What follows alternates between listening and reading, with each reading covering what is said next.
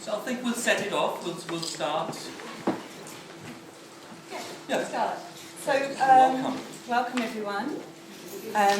My name's Carol Brown. This is Thomas Camper. I'm going to introduce Thomas. Microphone. Oh, microphone? We need the microphones. Okay. We'll see if we can do without. Hello. Is that better? Okay. So I've just discovered that Thomas, the person I've known for about the last 30 years, is not Thomas Kemp, but Thomas Camper, actually, because I met him in London in the mid-80s. And it's my pleasure to introduce him to you. He is a performance maker, a Feldenkrais practitioner, and a teacher of dance and movement to acting students at Bath Spa University in the UK. But before he was a dancer, he was a visual artist. And he trained in Kassel with Harry Kramer.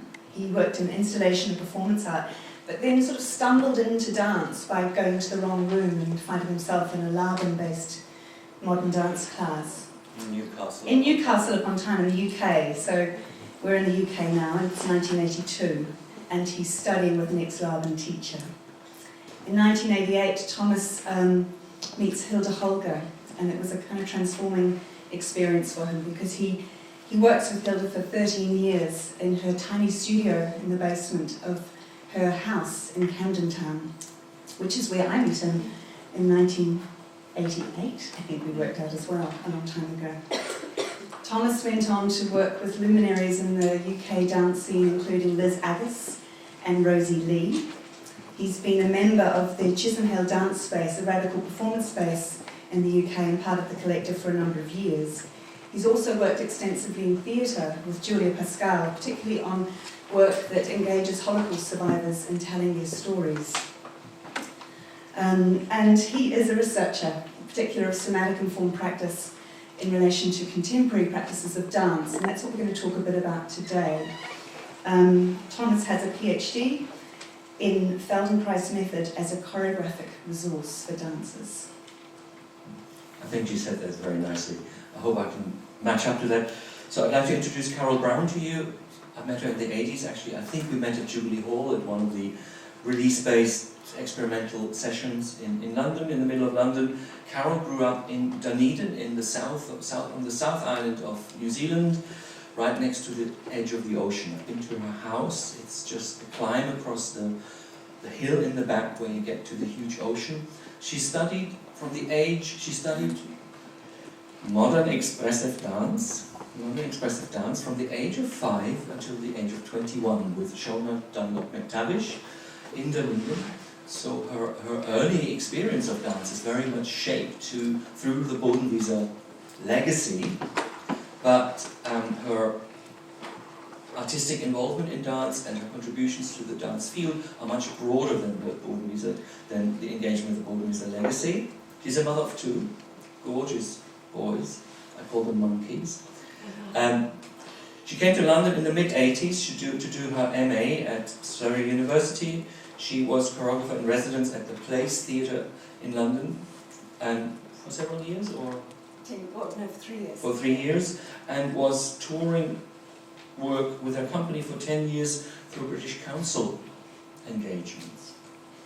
She's an artist scholar, so a combination of a practice-led researcher. She was the first person to do a PhD, a practice-led PhD in choreographic practices at Surrey University. She spent half of her life in the UK. She was a research fellow at Roehampton University for how many years? 6 years. For 6 years, and she moved back to New Zealand, where she works at Auckland University, and she travels the world. Great. Thank you, Thomas. So the shape of this talk is I'm going to talk for no more than 15 minutes to give a bit of critical and historical context to the project Releasing the Archive. And then Thomas is going to take over and talk about 15 minutes, and then we're going to have time for some discussion at the end. And this talk is followed by a 3-hour workshop that we'll do after this, where we'll be embodying some of this research material. The aim of this talk, however, is to establish a dialogue between the unfinished business of 20th century modernism and contemporary dance practice now. Releasing the Archive is a corporeal archival project that probes the potential for a return to the past as a possibilizing of the future. This work is premised on Foucault's contention that returns are not supplements of the historical past, but effective and necessary means of transforming practice. Click on here. Excuse me, can we have a little bit light here in the audience because someone may know? Yes. Did you hear that? Can we have a little bit of light in the house lights up, please, just so they can read their notes? Thank you. Me too. I've got that challenge as well. It's quite dark down here. Yeah. Okay. So I like this quote from Foucault: "The new is not found in what is said, but in the event of its return." We take as our focus, avant-garde dance practices that emerged in Vienna from 1919 to 1938 under the direction of Gertrude Bodenwieser. Working in collaboration with dancers from the New Zealand Dance Company, our method involves the kinesthetic recovery and transmission of this knowledge. Our sources for this project are multiple. They include, as the introduction sort of indicated, dancers' notebooks. So we've been working a lot on, it's interesting discussions about archives that we've tracked in the last day here, but I was bequeathed from one of the dancers, Hilary Napier, her notebooks from Vienna in the 1930s, and we've been using these quite extensively in our research. It's an image of Hilary in 1947 in Australia. But we've also been working very extensively with our own kinesthetic memories. As Thomas indicated, I had an early background in the Bodenwieser method in Dunedin in New Zealand, but subsequently I've also been tracking the traces of this legacy through previous dancers, Evelyn Ippen and Hilary Napier, who are now deceased, Hilda Holger, who Thomas will talk about a bit more, and Bettina Vernon. And Evelyn, Hilary and Bettina, as well as Shona, were all part of the exodus from Vienna in 1938. They all ended up in Australia with Bodenwieser, and so they're quite important in terms of the legacy because they cross both the Viennese period of her work and the Australian.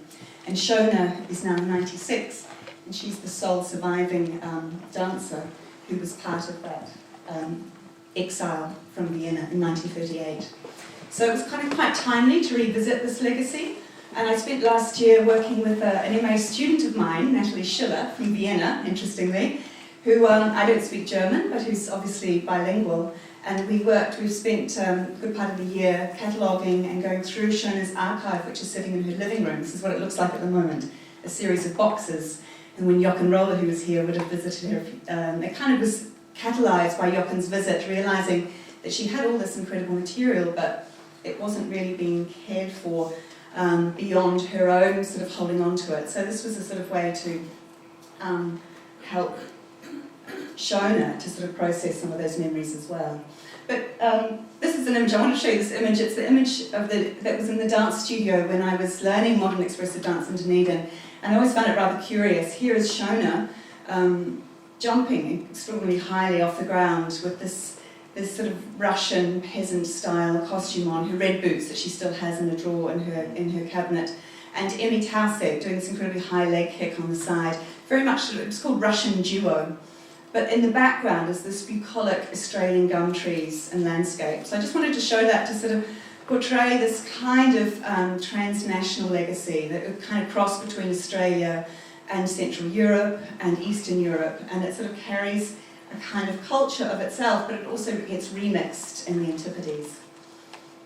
And here's another image. Ironically, the Bodenwieser Ballet, which was Bodenwieser Tanzgroup in Vienna, becomes the famous new Bodenwieser Viennese modern expressive ballet in Australia. And this was Bodenwieser's company touring there from the 1940s.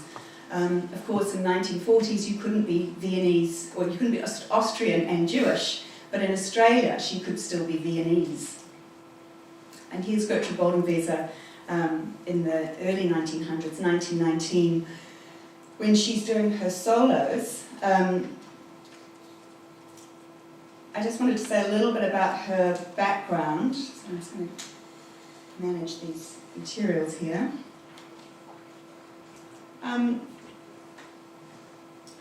Yeah, so I think the thing about her studio practice that we were really interested in when we started to look at it was its somatic basis, the sort of idea that this work didn't come out of nowhere, it actually had a long legacy and history. However, our research is concerned less with the reconsideration of specific dances and their choreographic content than with the concept of dance and corporeal agency the legacy of this work proposes. And we considered revisiting this legacy at this time for a number of reasons. There's quite a discussion at the moment in contemporary dance in terms of the role of somatics and the role of somatic foundation to dance training. And we thought there was something in this legacy when we looked at the notebooks and discovered the strong emphasis on Menzendek's understanding of functional anatomy that sort of spoke to a different history of somatics in relation to contemporary dance and expressivity. We're also sort of very interested in the story of Bodenwiese, how it provides an alternative history of expressionist dance pre-Second World War that perhaps hasn't been very well recognised, certainly in Europe, because the studio notebooks revealed a very strong pluralistic understanding of the body and of its associative links. I was reading recently notes that in lectures Bodenwiese gave to Kortunov Kalergi, who was an Austrian-Japanese philosopher who spoke, he's known as one of the first architects of the European Union, but it was very much about looking outside the studio, about how different cultures and races could work together. So less an emphasis on nationalism, but much more an emphasis on a kind of pluralistic understanding of embodiment. And the other catalyst for this project was Jochen Roller's The Source Code, when he invited me to come over to Sydney to teach for 2 days with a group of Australian dancers who were attempting to reenact Gertrude Bodenwiese's Last Dance, Airing into the Maze from 1954.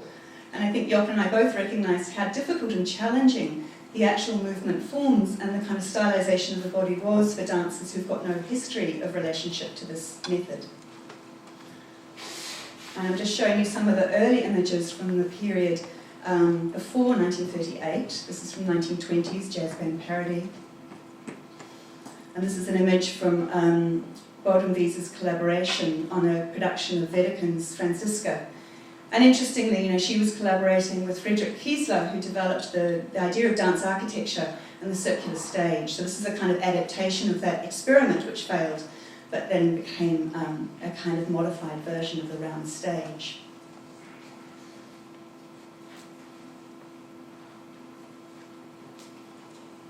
So Bodenwiese's vision of expressionist dance was less concerned with self-expression than the liberatory potential of the body and the collective.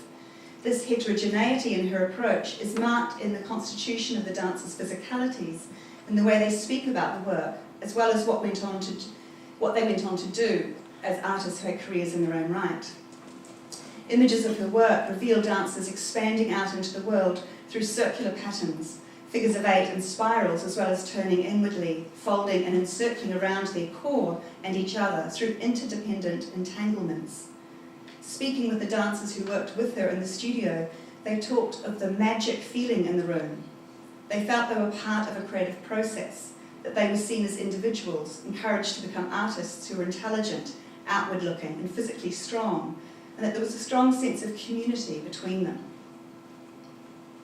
So whilst performances and choreographies function as what Diana Taylor might call vital acts of transfer, transmitting knowledge, memory and a sense of identity, what lies behind these performances? The training, the practice, the corporeal stylisation of the dancers whose movements instantiate the choreography. And this is less considered as an object of analysis in dance studies. This is in part due to an emphasis on the agency of the choreographer as the determiner of meaning and significance, rather than the dancer whose bodily labour constructs and builds the work. It's quite interesting, Michael Huxley's just brought out a new book called The Dancer's World, and he's calling for a sort of reconsideration of this period when it was very much what Bodenwiese called the era of the dancer's sphere. So there was less mention of these creative artists as being choreographers. They called themselves dancers in the first instance. So recent work on archives and the writing of archives by André Lepecki suggests that there is something to be said for the activation of what is held in these mnemonic reserves and left unsaid beyond or before the authority of the choreographic archive. These are some notes from Schoner's archive. It says, the first one says, dynamics, impulse, swing, tension, slice, pummel, turn, floating, withering, soaring, evolving, revolving, crowding, slithering, vibrating, kinetic involvement, motor impulse, originating in torso and travelling out through the extremities, then change rhythm. And Thomas is going to talk a little bit about this emphasis on torso and the core mobility that's in the work.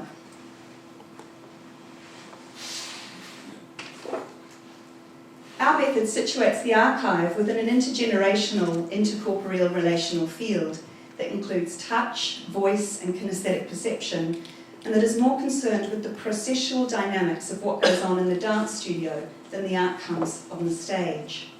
Stage is a studio laboratory. We brought primary archival material into the dance studio, including the tattered notebooks of Napier and Dunlop from the 1930s and 1940s.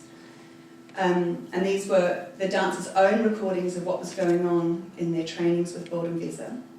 Photographs, video and film, original costumes and writings by Bodenwieser, Hilde Holger, Shona Dunlop and others. Kamper introduced Feldenkrais lessons into the studio laboratory, tailoring each intervention to support and enable the lexicon of movements that were retrieved from the archives. Throughout this process, we activated our embodied personal memories as students respectively of Hilde Holger and Shona Dunlop. Our research questions how a reconfiguring through a re-somaticization of this corporeal archives of Bodenwieser's dance legacy might activate singular, if not eccentric, conceptions of what it means to be a contemporary creative practitioner in dance today. We test Lepecky's claim that reenactment of movement codes is a form of invention that politicizes time by unlocking, releasing and actualizing what is held in reserve within dances from the past. In this work, we invite reflection on the affordances of this work as a politics of resilient creativity. This is a picture from late 38, when Bodenwieser has, oh my goodness, I have to hurry.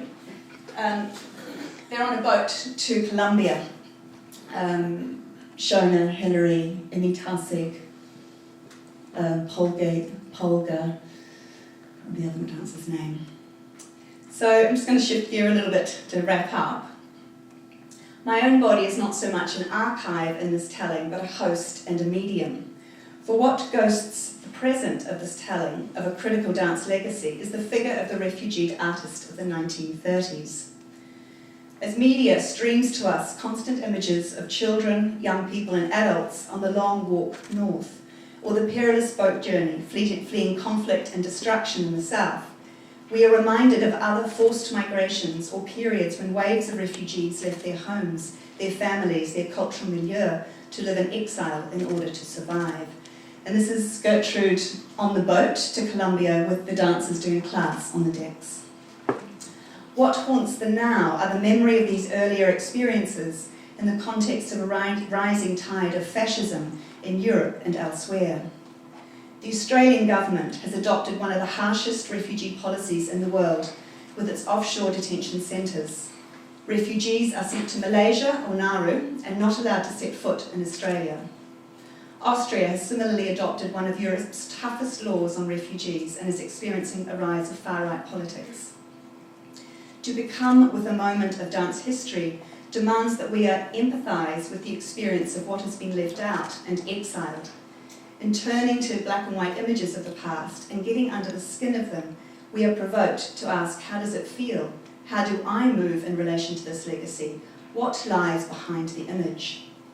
In 1940 to 41, living as an enemy alien in Sydney, with her studio in Vera Matthews' fitness studio above a coffee shop in King Street, Sydney, Bodenwieser makes the dance drama Cain and Abel. Shona Dunlop performs as Cain and Evelyn Ippen performs the role of Abel. Gertrude Bodenwieser performs the role of Eve. In these images, we see Shona at the height of her expressive power in the role of Cain. She is seen leaping with her head thrust back, her spine in an arc, her mouth wide open in an expression of ecstatic rapture. We returned these images with the New Zealand Dance Company dancers and discussed contemporary contexts of violence. How do we understand it? Schoner said, I remember questioning my desire to murder her as I raised my club each night to strike. And the voice from off stage said, Cain, Cain, where is your brother Abel? Bodhi as Eve is seen standing, pointing. Is she accusing, trying to get our attention, as atrocity follows atrocity? Baldwin-Visa in her work and practice called for her dancers to embrace all human feelings, not only harmony, lightness and charm, but also passionate desire, immense fervour, lust, domination, fear and frustration, dissonance and uproar. The new dance, she said, does not content itself with being enchanting and entertaining only. It wishes to be stirring, exciting and thought-provoking. Cain and Abel could be said to be the choreographer's attempt to understand what it is to be victim and what it is to be a perpetrator of violence. What lies behind these images is sorrow, trauma and hardship. It is wartime and the dancers are paying for class by dropping coins into the jar on the end of the piano, and they are darning socks to survive.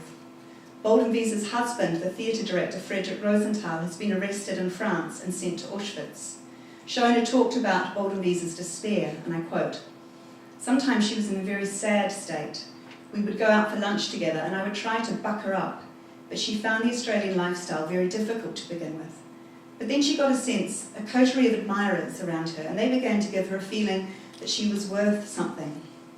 And that's what she needed so terribly because she'd been through such an awful thing. And you know, her husband never came back. We would find her huddled up and crying, and we would all cluster around her and pat her and try to bring her back to life again. History is undeniably something we carry with us. We wear it, we habitually reproduce it in our gestures. It is before us as much as behind us, but we also develop creative strategies for resilience. Part of being a host is also about being hospitable. Hosts develop strategies for hospitality and care to the stranger, to the other, to the visitor. And just to finish, I want to revel in the unfinished business of a difficult past, to resist the melancholic lamentation that consigns the past to a state of passive resignation. I want to return to the repressed, to modernity's ruins, to release the stale breath of archives, to feed public memory, to dance a subversive manifestation of love for that which is past present, to make witnesses of us all, not accomplices. Beautiful.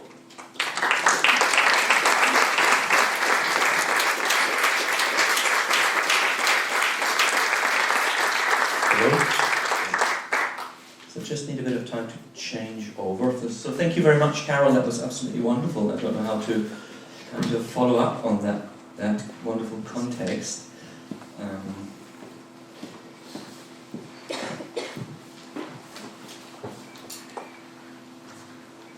just see if I need to. Oops, so I'm not in the right slide somehow for some reason. Just get rid of this. Let's go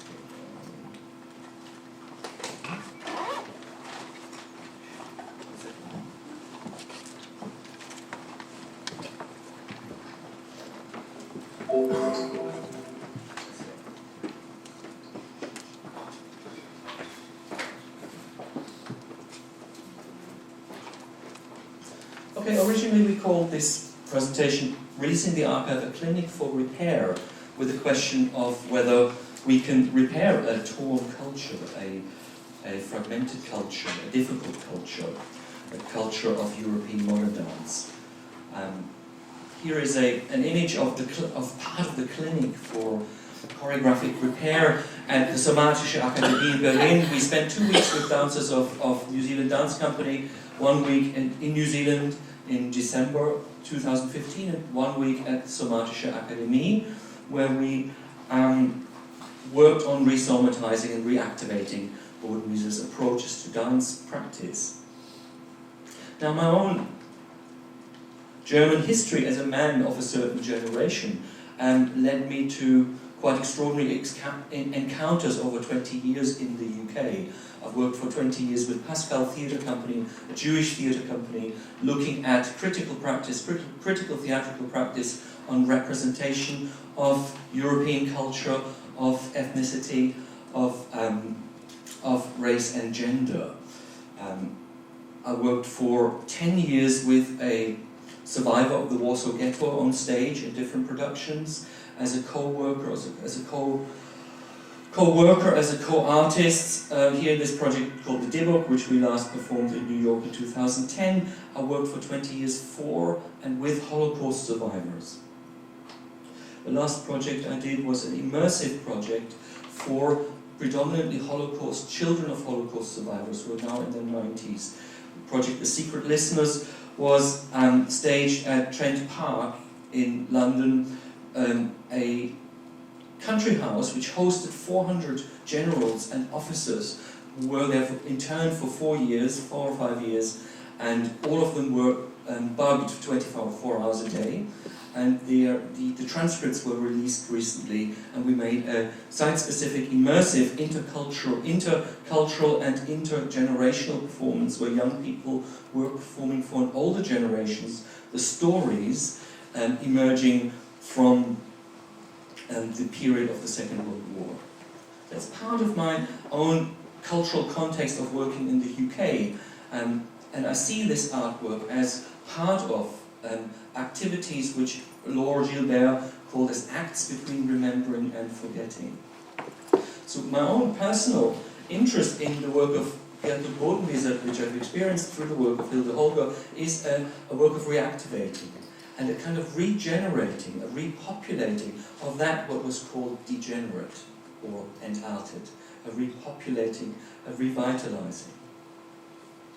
And that means my interest in also re-radicalizing the work of Gertrud Bodenwieser. Gertrud Bodenwieser's work is quite controversial. On the one hand, she's a really radical practitioner and radical pedagogue and radical thinker. On the other hand, she knew very well how to be commercial and how to have to survive in a very harsh cultural context. I'm also interested in releasing the possibility for criticality in this practice. And this emerges for me through my own experience and my own research into the Feldenkrais method as a critical practice.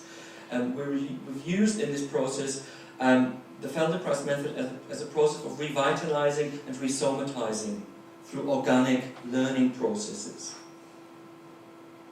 Briefly, information for those who don't know the work about Moshe Feldenkrais. Moshe Feldenkrais, of course, another Jewish, incredible somatic choreographer, I would say. I would certainly think that his methodology is choreographic, who was a contemporary of Hilde Holger, really, and who developed his practice in the post-Holocaust period. I have a certain bias in our project, the bias, a Feldenkrais bias, and that means I'm looking at a corporeality in the work which has something to do with flexibility and relationality. But that flexibility is a flexibility of mind, a flexibility of agency. I'm interested in terms of how Bodenwieser facilitates in her work choice-making and expressivity, learning and discovery, and also what the emancipatory dimensions maybe of her work are or were in order to facilitate and address autonomy, self-creation, and notions of empowerment. In her book, The New Dance, which was published in 1970, 11 years after her death, she, in her last words to the young modern dancer, she called the practice of modern dance as being a part of the great revolution of freeing the human mind. And I believe that that is something that links very much the Feldenkrais work to her work, because Feldenkrais also was, I don't know why this goes backwards, going backwards, should go forwards. Oops. There we go. Feldenkrais was very much concerned to develop a practice of embodiment to what he called restoring human dignity. It's again not something that you can sell on the free market when you sell the Feldenkrais method to back care and getting easier shoulders. But his colleague Aharon Katsir talked about with Feldenkrais that he sees this practice as a practice of liberation through processes of unconditioning. Johann Reiberand, Feldenkrais student Reverend Reiberand, talks about an underlying ethics of support and clarification in the work. So perhaps the question emerges, can we construct an alternative and what social theorist Cornelius Castoriadis called a creative, corporal, social imaginary through these practices?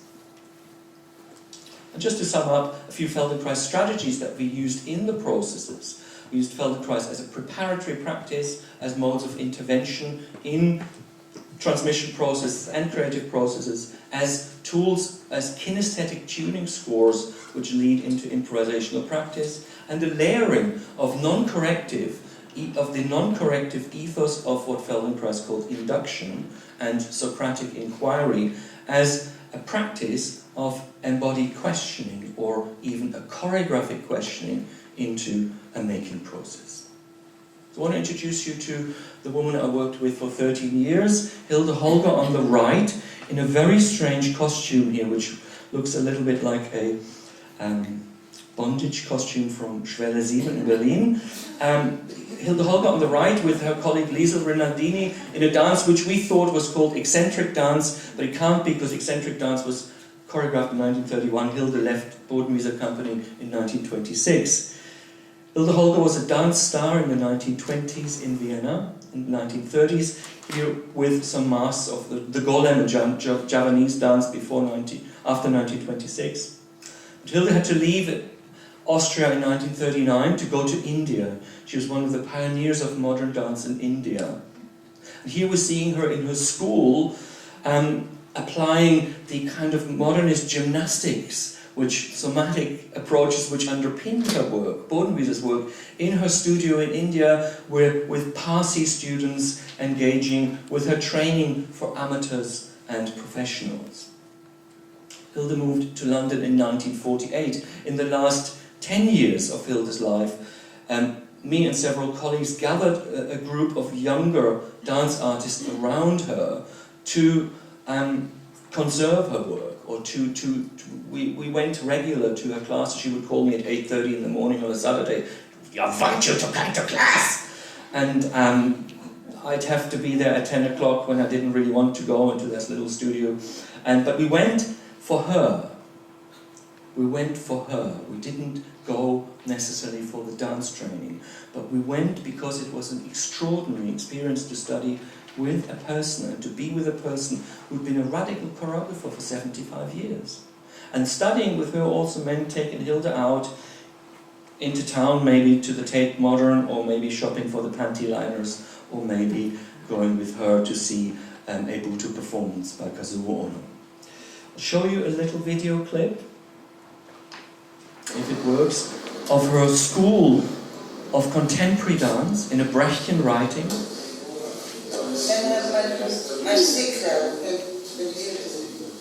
Hilde is 90 at that age, still teaching.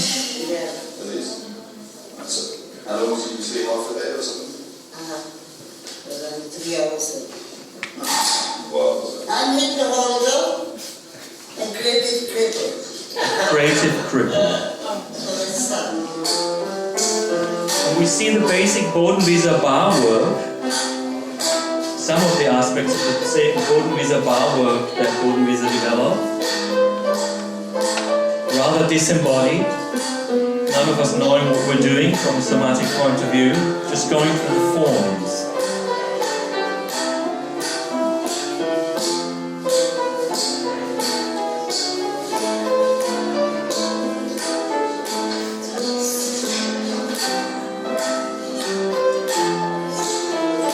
There's an enormous amount of Bodenwieser bar work around which uses weight, swings, traveling exercises.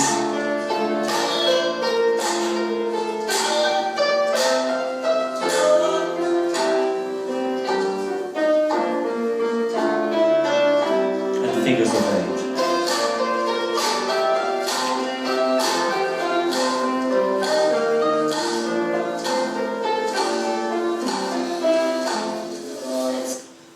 Yeah, so I'll move on. So for Hilde, this work was an act of defiance. She said this very clearly. The daily practice led her to overcome the daily trauma of remembering her family.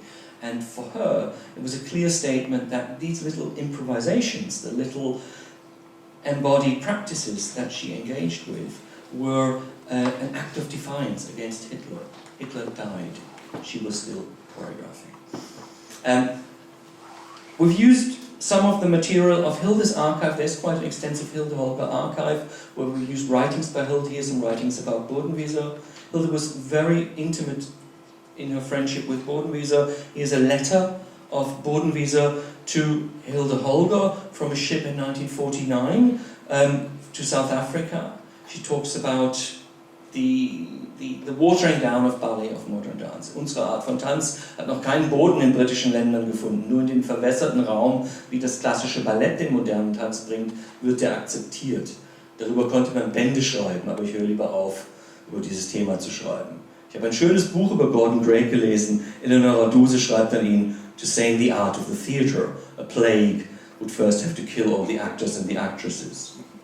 Ich glaube, man könnte dasselbe vom Tanz sagen. Um die Tanzkunst zu retten, müsste man erst alle Danseurs und Ballerinas verschwinden. Nie mehr dürfen wir vom Paar Arabesque Attitude was hören. Natürlich kann ich nur das sagen.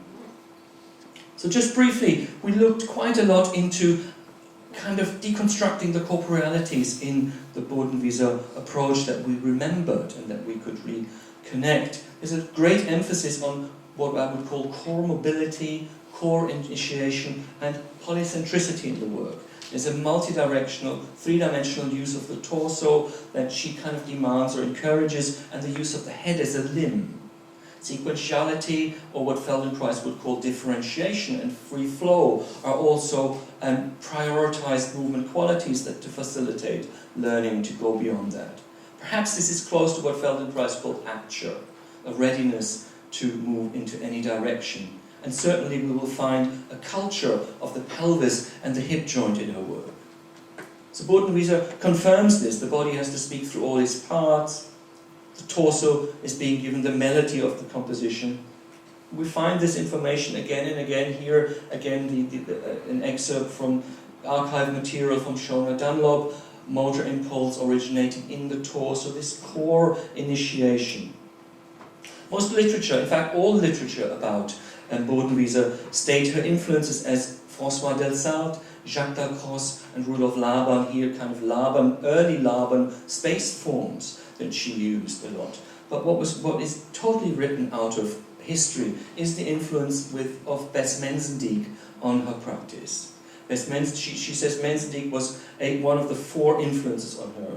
Bess Mensendijk, a radical body culture practitioner who already in 1906 in her book Körperkultur des Weibes talks about body culture, the body suffering through the influence of culture and the body being able to be recultured. And she provides a somatic realism, not a naturalism, to us, which is radical and drives the in my belief, drives the radicalism of the Bodenwieser practice. She says, if one thinks that the bodily middle of the woman is understood as the most important part of her organism, and if one considers that the moral codes through which she shall switch off her thoughts to this important part of herself are an invention of the male sex, you want to shout out, it is time, you women, that you construct your own bodily ethics with moral values that are aligned to the reality of your bodily functions. And I believe this is the kind of cultural milieu that Bodenwieser, Shona Dunlop and Hilde Holger inherited as a somatic milieu. And it is this radical milieu that I think we're interested in transmitting further. I move on very swiftly. There are aspects of work of the Mensendijk practice which call for self-determination and what she calls a capacity for self-critique. Yeah. I want to show some images here of some Mensendijk work performed in the nude, the pelvis being really important, that it can be thrust forward, really curled under an assertive stance in the pelvis, which we find again and again also in the work of Gertrud Bodenwieser. This shamelessness, a non-Protestant, a non-Catholic, shamelessness and ease of the pelvis, and an arching of the torso, an opening of the creature, an opening of the front. We'll find that again in the work of Hilde Holger, this sense of abandonness and the constant talk about the ecstatic, which is not only demonstrated in the open use of the pelvis and the spine, but also even in the open use of the mouth. And I want to conclude this without more information about our own work, with a very short clip of a 1940s recreation of the 1923, or was it 1924? 1924 Demon Machine, the Demon Machine. This was an Australian filming of it. We see the kind of Austrian modern dance in Australia. And this is a very short clip. It begins with Shona Dunlop in quite an extraordinary ecstatic moment, if I can do this. Demon Machine. The problem of man as part of our machine age.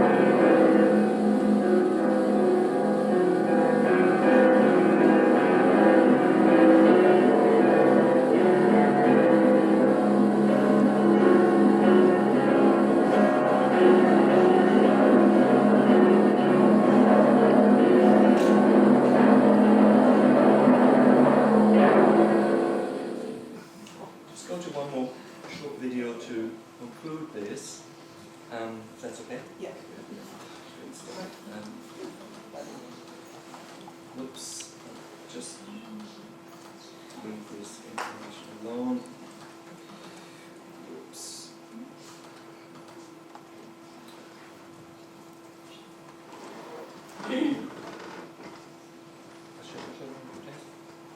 So just briefly, just to use that picture, we've used quite a lot of Carol's memories and Carol's extraordinary knowledge of the embodiment of the Australian and New Zealand version and development of the Bodenwieser practice, the bar work, the travelling work, the improvisational work, as a resource for making, with Feldenkrais preparations, with Feldenkrais interventions, to make the work the impossible possible, as Feldenkrais would say. And I'll show just some of the outcomes. Just a very short poetic outcome, focusing on the grotesque body.